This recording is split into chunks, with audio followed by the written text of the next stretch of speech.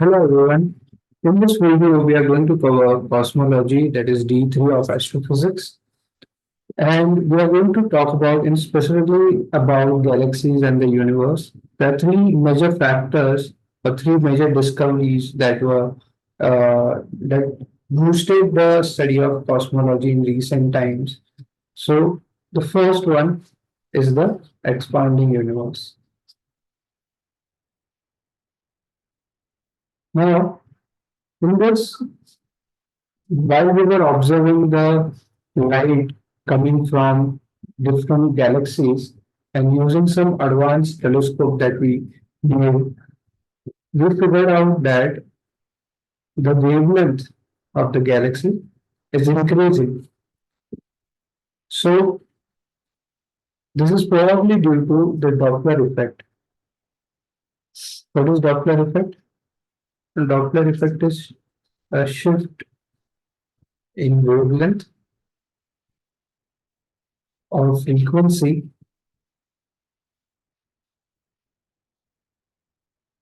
due to relative motion of observer and source. And one and source, when a source like a galaxy or a star moves away, the wavelength increases. The, it means that the observed wavelength is greater than the original wavelength. So we can calculate and this phenomena is something that we call as a redshift, because red is the wavelength which is higher in the visible spectrum. So how do we calculate this? So this redshift is given by this z as an alphabet, which is equal to lambda minus lambda naught over lambda naught. What these are equal to? So lambda is equal to the observed wavelength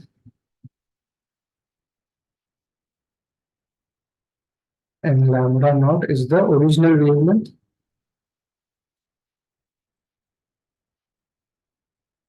or we can say wavelength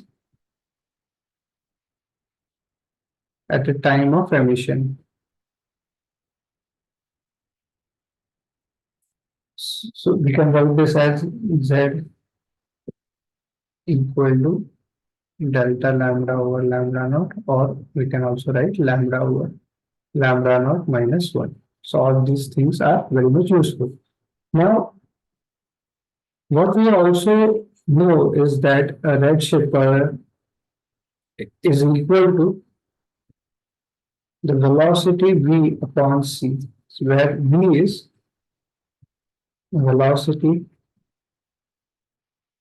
of recession of galaxy that is moving away,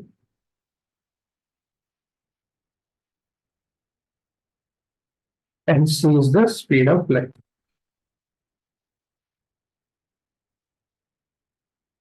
Okay, so all those relationships are very much useful in a given scenario.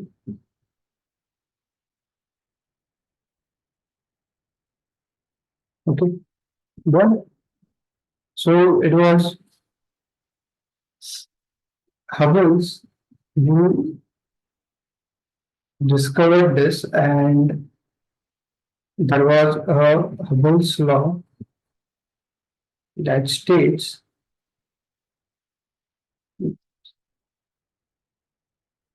the velocity of recession of galaxies is directly proportional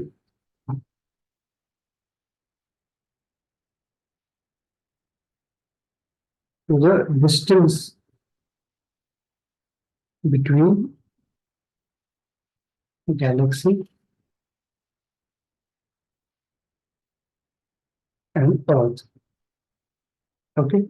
So this is something called Hubble's law, and we can write a equation. V is directly proportional to D, and we will probably get a graph. If I'm plotting V and D, D is the distance between the galaxy and the Earth, and V is the velocity of precession.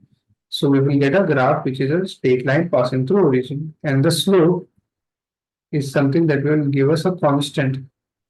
That constant is called Hubble's constant.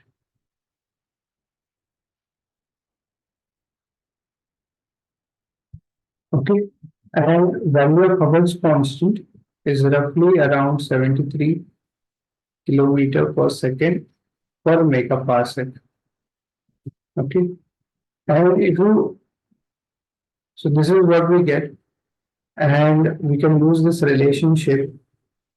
So earlier we got Z, that is redshift, is equal to V by C.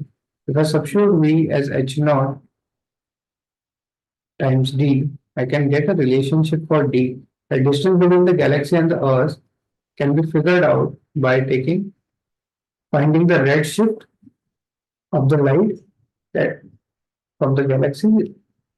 Okay, and Hubble's constant and speed of light are constant. So this is very useful discovery to get a rough estimate of how far a galaxy is with respect to us. Now,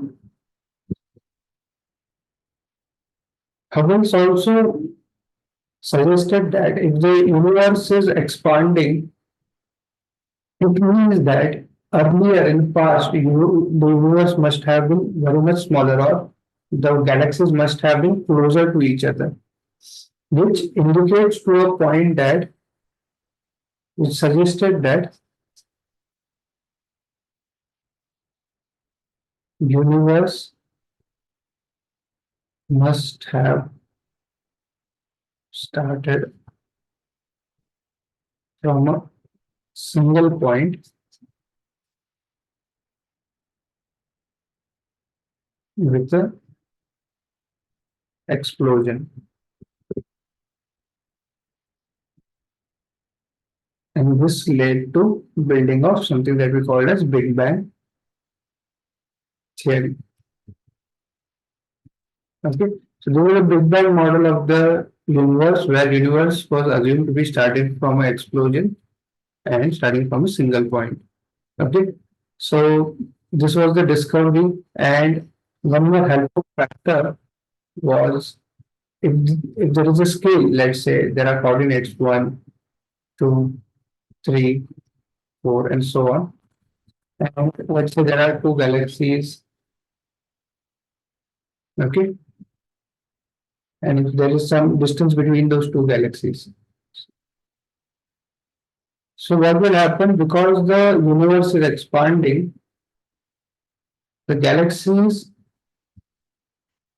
have more distance compared to other, and this process is continuously happening. So even if the galaxies are at the same position, the distance between the galaxies have increased. Okay, so the scale has increased. So we introduce a concept that is called as cosmic scale factor.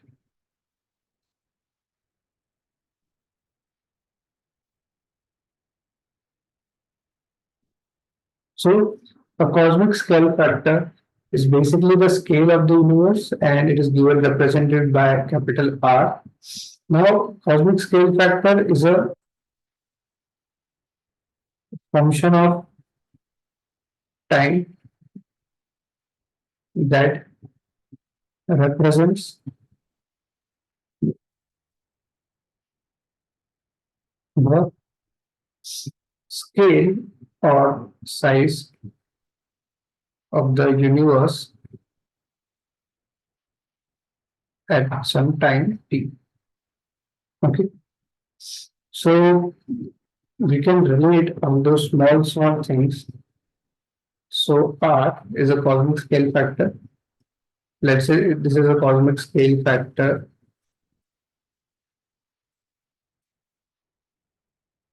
factor at present.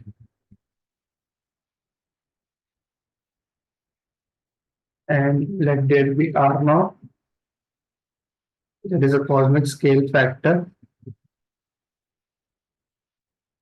in past, or basically we can say that at a time of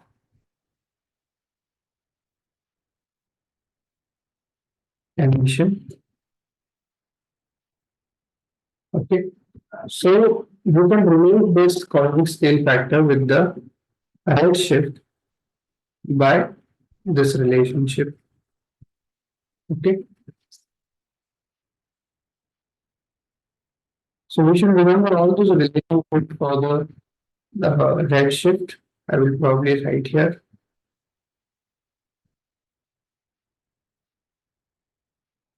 all those formulas works well with each other, and you can find the relationship between them.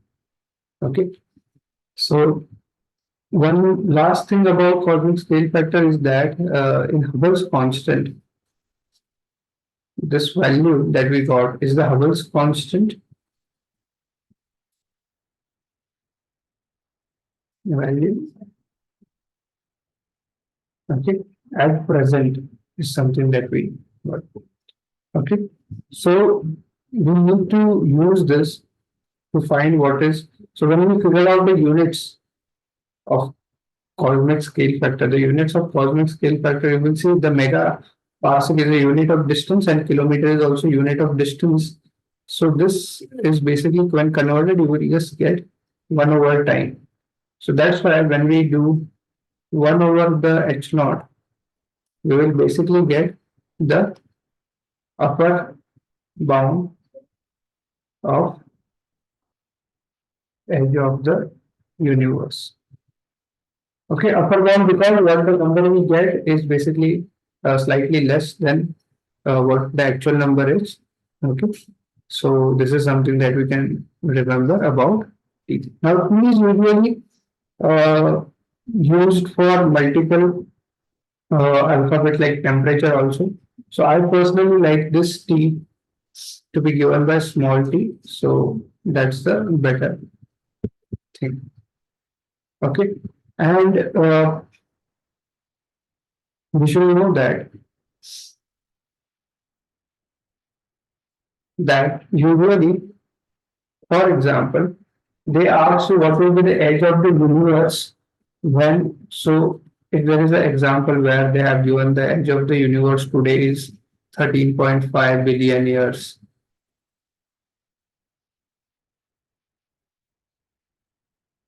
and then they have given you the redshift.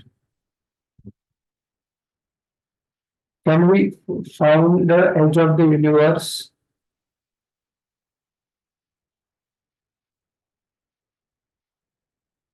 at the time of emission? So we can do that. It is not that hard. It is just that we need to know, uh, since everything is moving at the speed of light, the speed of light can be given as distance over time, correct? So, so for example, if the light is taking, let's say, some years, like 13 billion years, that is the age of the universe today, it is related to the factor of cosmic scale factor. What is cosmic scale factor today? Okay, and they are directly proportional. So what we get a relationship is like R by R naught minus 1. This is the redshift. Okay, and this is the edge of the universe in the past upon age of the universe in present minus 1. Okay, so this kind of relationship is very much important. You can figure this out. Okay, so this relationship is also, so where I will say this is the edge of the universe in past, and this is the edge of the universe. Sorry, I have written Ulta. It's the age of the universe in past, and this is the age of the universe in present. Okay. So these are all the important equations in this particular one. The one more thing about in this particular is the second discovery of cosmic microwave background radiation. This was another second most important discovery in cosmic or CMBR is sometimes they are referred to. So what is it? The CMBR is the left is a leftover radiation that leftover radiation of early universe of the early universe that fills up all the observable universe. Okay, it is isotropic in nature, so it means it is same. Surprisingly, it is same in all direction that we observe. All direction. Okay, so we can point telescopes in any direction, and we get a same kind of a reading of microwave background radiation. Okay, this radiation has a similar spectrum as a like a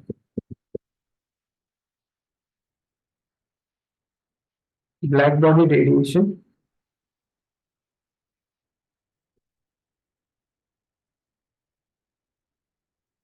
at temperature 2.7 Kelvin,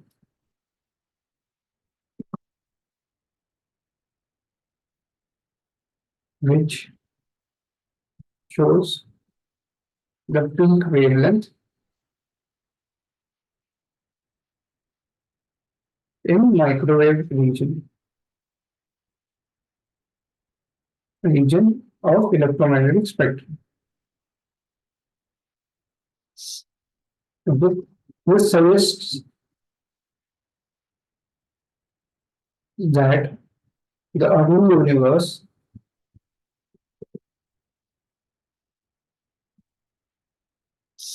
must be hot, and due to expansion, the temperatures now are up to 2.7 Kelvin. So this was all the discoveries and uh, important findings in cosmic microwave background radiation. This was also pointing towards the universe may be hot, so it must have been starting with the explosion. So that was also another indicator. The one last thing about this is the accelerating universe. So as per the accelerating universe, basically what was assumed that the universe was expanding at a constant rate, and somebody thought that the universe might be expanding because it is now coming out of explosion, but it may be eventually slow down and the gravity will overpower and it will start decelerating. So somebody started finding the what will be the deceleration factor. So there was something that is called as deceleration parameter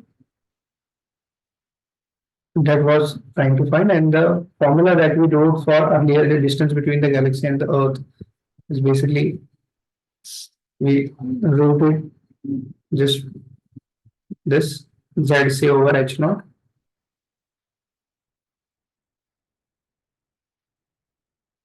but there was few decelerating factors as well. So, so this particular formula is not going to be examined. You don't have to worry about it. I'm just telling you there is a decelerating factor like Q naught. Okay.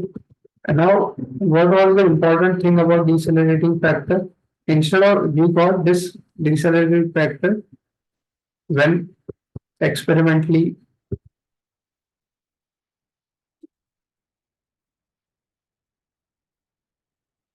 examined, it turns out to be negative. It means the universe is not decelerating, but it is rather accelerating. And this discovery was important so that we then leave it to a lot of unknown factors like dark energy and dark matter, which we are still trying to figure out what are they. So they are not going to ask too many questions related to this, but these are the three important discoveries that makes this cosmological studies interesting. Okay, so that's it for this video. Thank you so much.